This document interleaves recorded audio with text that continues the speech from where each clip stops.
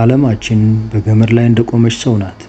አሁን እጃችሁ ላይ ያለው ስማርት ስልክ፣ የለበሳችሁት ልብስ ወይም ጧት የጠጣችሁት ቡና በሺዎች የሚቆጠሩ ኪሎ ሜትሮችን አቋርጦ እጃችሁ የገባው በምን ታምር እንደሆነ አስባችሁ ታውቃላችሁ? 90% የዓለም ንግድ የሚካሄደው በባህር ላይ ነው። ነገር ግን ይህ ግዙፍ ንግድ በአምስት ጠባብና አደገኛ ቦታዎች ላይ የታነቀ ነው።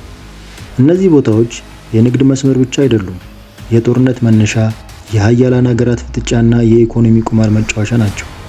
ዛሬ በእነዚህ አምስት ቦታዎች ላይ የተደበቁትን አስደንጋጭ ታሪኮችና የወደፊት ስጋቶችን በዝርዝር እንመለከታለን።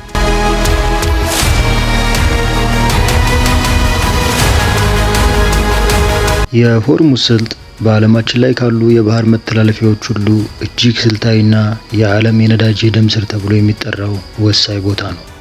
ቦታው በፋርስ ባህረ ሰላጤ ፐርዢያን ገልፍና በኦማን ባህረ ሰላጤ ገልፍ ኦፍ ኦማን መካከል የሚገኝ ሲሆን በስተ ሰሜን ኢራንን፣ በስተ ደቡብ ደግሞ ኤሚሬትስንና ኦማንን ያዋስናል። ስልጡ በጣም ጠባብ ሲሆን በጠባብነቱ ወደ 33 ኪሎ ሜትር ብቻ ይለካል። መርከቦች የሚጓዙበት አስተማማኝ ጥልቀት ያለው መስመር ደግሞ እጅግ ጠባብ ነው። በእያንዳንዱ አቅጣጫ 3 ኪሎ ሜትር ስፋት ያለው መንገድ ብቻ ነው ያላቸው። መርከቦች እንዳይጋጩ በመሃል 3 ኪሎ ሜትር የደህንነት ክልል አለ። በየቀኑ በአማካኝ 21 ሚሊዮን በርሜል ነዳጅ በዚህ ስልጥ ያልፋል። ይህ ማለት በባህር ከሚጓዙ የዓለም ነዳጅ 30% ያህሉ በዚህ ያልፋል ማለት ነው።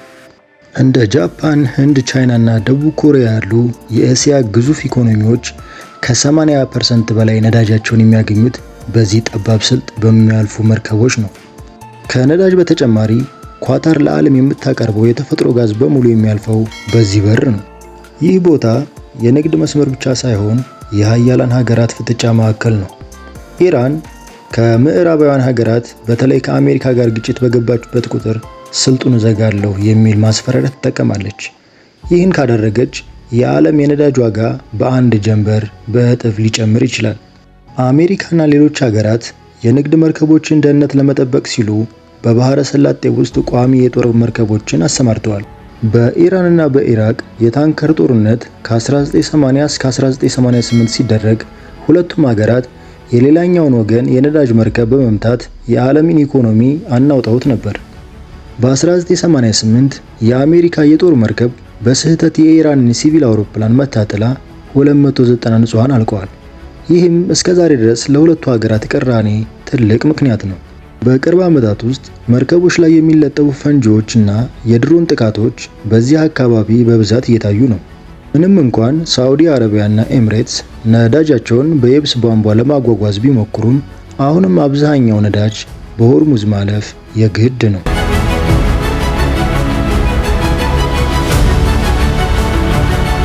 ስዊዝ ካናል በዓለማችን የንግድ ታሪክ ውስጥ እጅግ ወሳኝና ስልታዊ ቦታ ያለው ሰው ሰራሽ የውሃ መንገድ ነው። ይህ ቦይ አፍሪካና እስያን የሚለይ ሲሆን ሜዲተራኒያን ባህርን ከቀይ ባህር ጋር ያገናኛል። ቦዩ 193 ኪሎ ሜትር ርዝመት አለው። ይህ ቦይ ሳይኖር በፊት ከአውሮፓ ወደ እስያ ለመሄድ ወይንም ከለንደን ወደ ሙምባይ ለመሄድ መላው የአፍሪካ አህጉር ዞሮ መጓዝ ነበረበት። ስዊዝ ካናል ግን ይህንን ጉዞ በ8900 ኪሎ ሜትር ወይንም በ10 ቀን ያሳጥረዋል። 12% የሚሆነው የዓለም የንግድና 30% የሚሆነው የኮንቲነር መርከቦች በዚህ ጠባብ መስመር ያልፋሉ። የጥንት ግብፃውያን ፈርዖኖች ቀይ ባህርን ከአባይ ጋር ለማገናኘት ሞክረው ነበር። የአሁኑ ቦይ ግን በፈረንሳዩ መሐንዲስ ፈርዲናንድ መሪነት ተገንብቶ በ1869 ተመረቀ። ቦዩ ሲቆፈር ከ1.5 ሚሊዮን በላይ ግብፃውያን በጉልበት ሥራ ሰርተዋል። በወቅቱ በነበረው የንጽህና ጉድለት፣ በወረርሽኝና በድካም በ10 ሺዎች የሚቆጠሩ ሰራተኞች ሕይወታቸው አልፏል። በ1956 የግብፁ ፕሬዝዳንት ጀማል አብደል ናስር ቦዩን የግብፅ የመንግስት ንብረት ነው ብለው ሲያውጁ ብሪታንያ፣ ፈረንሳይና እስራኤል ግብፅን በጋራ ወረሩ። ይህ ክስተት በወቅቱ ዓለምን ለሶስተኛው የዓለም ጦርነት አቅርበዋት ነበር ይላሉ። በ1967 በግብፅና በእስራኤል መካከል በነበረው የስድስቱ ቀን ጦርነት ምክንያት ቦዩ ተዘጋ። በወቅቱ በቦዩ መሃል የነበሩ 15 መርከቦች ለ8 ዓመታት ታግተው ቆይተዋል። መርከቦቹ በበረሃ አሸዋ ተሸፍነው ቢጫ ስለመሰሉ ቢጫው መርከቦች ተብለው ይጠሩ ነበር። ሰራተኞቹም በዚያው እየኖሩ የራሳቸውን ማህበረሰብና ፖስታ ቤት መስርተው ነበር። በማርች 2021 ኤቨር ጊቨን የተባለች ግዙፍ መርከብ በነፋስ ተገፍታ በቦዩ መሃል ተከረከረች። ለ6 ቀናት ያህል የዓለም ንግድ ቆመ። በቀን $10 ቢሊዮን የሚገመት ንግድ ተስተጓጉሎ ነበር። ይህም ዓለም ለዚህ ጠባብ መስመር ያላትን ጥገኝነት በሚገባ አሳይቷል። ለግብፅ መንግስት ስዊዝ ካናል ትልቅ የገቢ ምንጭ ነው። በዓመት ከ9 ቢሊዮን ዶላር በላይ ገቢ ያስገኛል። ግብፅ ቦዩን ለማስፋፋት አዲሱ ስዊዝ ካናል የተባለ ግዙፍ ፕሮጀክት ሰርታ መርከቦች በሁለት አቅጣጫ እንዲጓዙ አድርጋለች።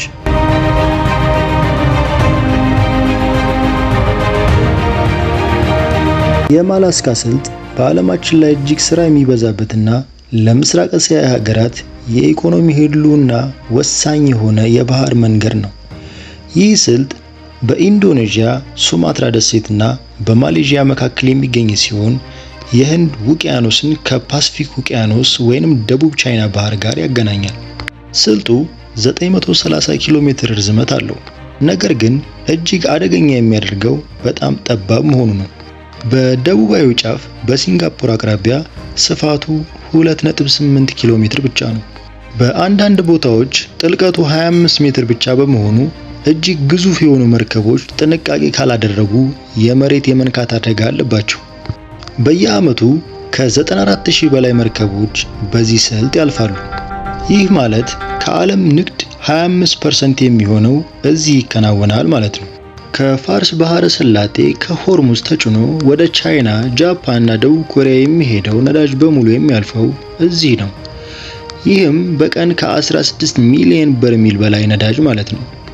ቻይና ከፍተኛ የሆነ ስጋት አለባት።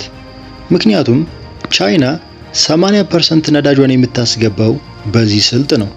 አሜሪካ ወይንም ህንድ ይህንን ጠባብ መንገድ ቢዘጉባት የቻይና ኢኮኖሚ በሳምንታት ውስጥ ይፈርሳል። ለዚህም ነው ቻይና ይህንን ስጋት ለመቀነስ በፓኪስታንና በማይናማር በኩል የየብስ ነዳጅ ቧንቧዎችን እየገነባች አለችው። ማላካ በታሪክ የወንበዴዎች ገነት ተብሎ ይታወቃል።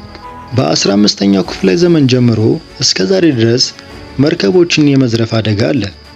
ዛሬ ላይ የኢንዶኔዥያ፣ የማሌዥያ እና የሲንጋፖር የባህር ኃይሎች በጋራ ስለሚጠብቁት አደጋው ቀንሷል። ግን አሁንም ስጋቱ አለ። ሲንጋፖር በዓለማችን ላይ ካሉ ትልልቅ ወደቦች አንዷ የሆነችው በዚህ ስልጥ መግቢያ ላይ ስለተቀመጠች ነው።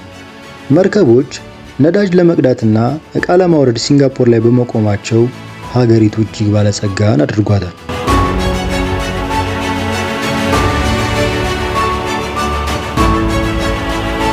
ባብ አልመንድብ ለኢትዮጵያ ብቻ ሳይሆን ለመላው ዓለም እጅግ ወሳኝና ስልታዊ ቦታ ነው።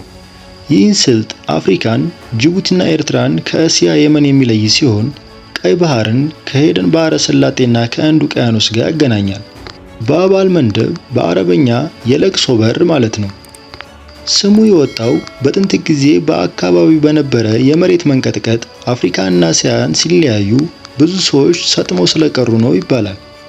በሌላ በኩል ደግሞ ስልቱ ጠባብና አደገኛ በመሆኑ ብዙ መርከቦች ስለሚሰምጡበት መርዶ የሚሰሙ ሰዎችን ለማስታወስ የተሰጠ ስያሜ ነው ተብሎ ይታመናል።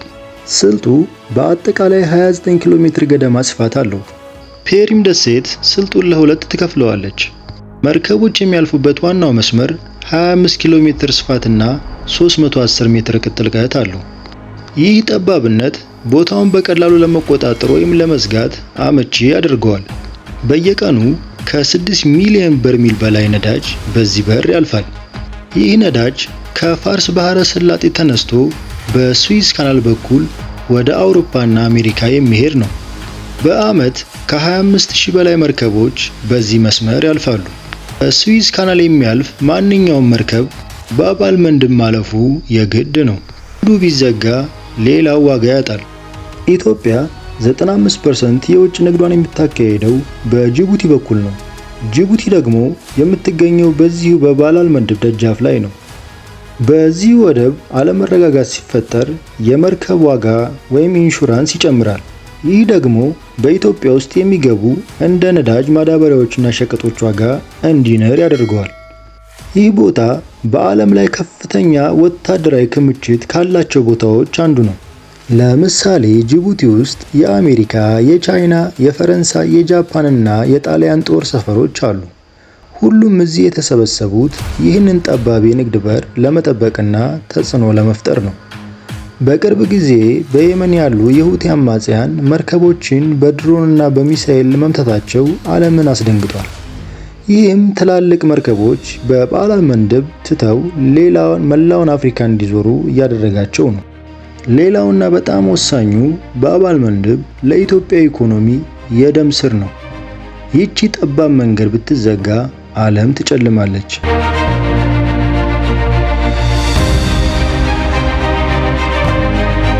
ሌላው የመጨረሻውና አስገራሚው የፓናማ ካናል በዓለማችን ላይ ካሉ እጅግ አስደናቂ የምህንድስና ስራዎች አንዱ ነው። ይህ መተላለፊያ በአትላንቲክና በፓሲፊክ ውቅያኖስ መካከል ያለውን ጉዞ እጅግ በማሳጠር የዓለምን የንግድ እንቅስቃሴ ለውጦታል። ቦታው የሚገኘው በመካከለኛው አሜሪካ በፓናማ ሀገር ውስጥ ነው። ወደ 82 ኪሎ ሜትር ርዝመት አለው።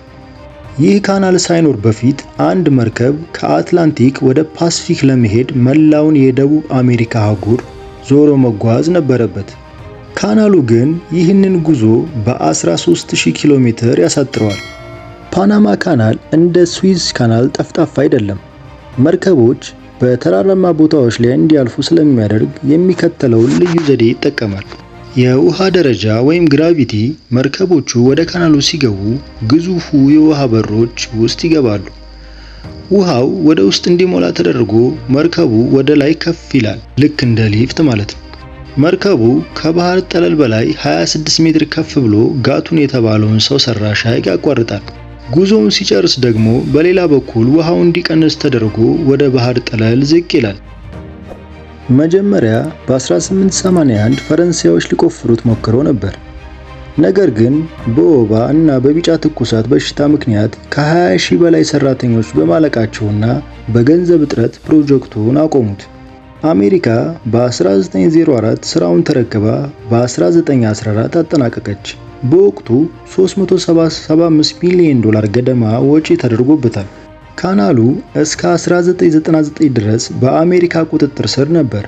አሁን ግን ሙሉ በሙሉ በፓናማ መንግስት ይተዳደራል። 6% የሚሆነው የዓለም የባህር ንግድ በዚህ መስመር ያልፋል። በዓመት ከ13000 በላይ መርከቦች ይጠቀሙበታል። ፓናማ ከዚህ ካናል በዓመት በቢሊዮን የሚቆጠር ዶላር ታገኛለች። አንድ ትልቅ መርከብ ለማለፍ ብቻ $1 ሚሊዮን ሊከፍል ይችላል። ካናሉ የሚሰራው በንጹህ ውሃ ከሐይቅ በሚመጣ ነው። በአየር ንብረት ለውጥ ምክንያት ዝናብ ሲጠፋ የካናሉ የውሃ መጠን ይቀንሳል። ይህ ደግሞ መርከቦች ጭነታቸውን ቀንሰው እንዲመጡ ወይም ተራ እንዲጠብቁ እያደረገ ነው። አዳዲስ መርከቦች እጅግ ግዙፍ በመሆናቸው በ2016 ካናሉ የማስፋፋት ስራ ተሰርቷል። ለማጠቃለል ያህል ዓለምን የሚያንቁት 5 የሞቱ በሮች ዝም ብለው ካርታ ላይ ያሉ የውሃ መስመሮች አይደሉም። እነሱም የዓለም ኢኮኖሚ የደም ስር፣ የሀያላን ሀገራት ፍጥጫ ማዕከል እና የእኛም የዕለት ተዕለት የህይወት ውሳኔዎች ናቸው። እነዚህ በሮችን ለመቆጣጠር የሚደረገው ትንቅንቅ ወደፊትም ይቀጥላል። ቀጣዩ ትውልድ ደግሞ እነዚህን በሮች ከግጭት ይልቅ ወደ ሰላማዊ ትብብር መስመርነት ይቀይራቸዋል ወይንስ በነፃነት ስም ዓለምን ዳግም ያንቃታል? መልሱን ለታሪክ እንተዋለን። እስከዚያው ግን ይህን አሳሳቢ ታሪክ ለወዳጆ ሼር በማድረግ አወያዩአቸው። አዲስ ከሆናችሁ ሰብስክራይብ በማድረግ ቤተሰብ ይሁኑ። በመጨረሻም አንድ ጥያቄ ልጠይቃችሁ። ከነዚህ 5 በሮች መካከል ለኢትዮጵያ ቀጣይ ዕጣ ፈንታ እጅግ አስጊው የትኛው ይመስላችኋል? ባብ አልመንደብ ወይስ ሌላ? መልሳችሁን ኮሜንት ላይ ጻፉልኝ። ስለ ተከታተላችሁ እናመሰግናለን። ቸር ሰንብቱ።